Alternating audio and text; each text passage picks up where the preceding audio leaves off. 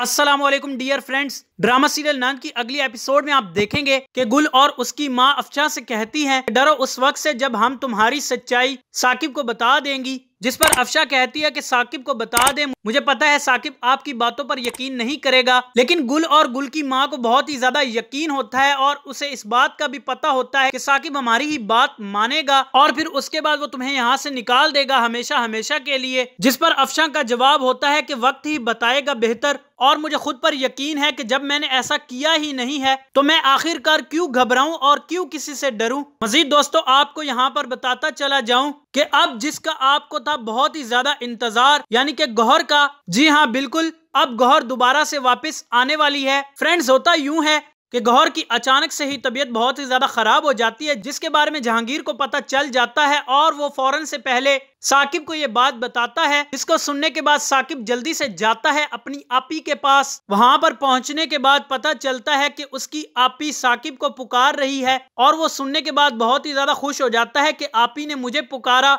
और फिर वो अपनी आपी से कहता है कि मैं यहीं पर हूं। जिसके बाद मजीद आप ये भी देखेंगे कि साकिब को बताया जाएगा कि आप अपनी आपी को अपने घर ले जाएं, वहां पर इनकी देखभाल करें, जिसके जरिए से वो बहुत ही जल्द ठीक हो जाएंगी। सो फ्रेंड्स आगे आप यही देखेंगे कि साकिब ले जाता है अपने घर अपनी ही आपी को। जिसके बाद दोस्तों गौहर को देखते साथ ही गुल को बहुत ही ज्यादा परेशानी हो जाती है और वो डर भी जाती है कि आखिरकार अभी अभी तो मैंने इनकी अम्मी को निकाला था यहाँ से और अब इनकी आपी आ गई है, अब मुझे मजीद बर्दाश्त करना पड़ेगा। फ्रेंड्स यहाँ पर आपको अगर याद हो तो जैसा कि जहांगीर की माँ जिंदगी में नहीं रही थी सिर्फ और सिर्फ गौहर की वजह से, क्योंकि उसने उसे पानी नहीं दिया था और उसकी दुनिया में ना रहने की वजह कौन बनी? गौहर बनी। बिल्कुल इसी तरीके से अगर देखा जाए तो अब तो साकिब की माँ भी नहीं रही और उसकी वजह कौन बनी? गुल बनी। सो फ्रेंड्स इससे ये जाहिर होता है कि जैसा कि पहले गौहर ने किया था माजी में किसी और की माँ के लिए, अब वो उसी के साथ हो रहा है। और मजीद फ्रेंड्स आप ये भी देखेंगे कि अफशा बहुत ही ज्यादा खिदमतें करेगी गौहर की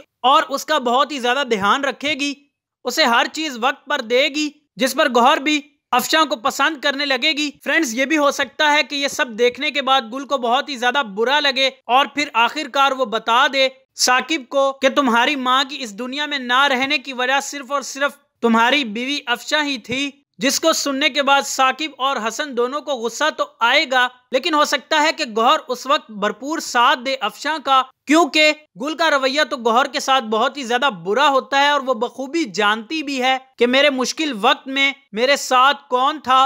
और जैसा कि आप जानते हैं कि साकिब ने तो वही मानना होता है जो उसकी आपी कहेगी। तो इधर फ्रेंड्स भी हो सकता है कि गौहर बहुत अहम किरदार अदा करेगी अफशा और साकिब की जिंदगी में और इनका रिश्ता बचाने के लिए वो भरपूर कोशिश करेगी और साकिब और हसन से कहेगी कि गुल ने जो कुछ भी अफशा के बारे में कहा है वो बिल्कुल झूठ है, ऐसा कुछ भी नहीं है, अब मुझे ही देख लो।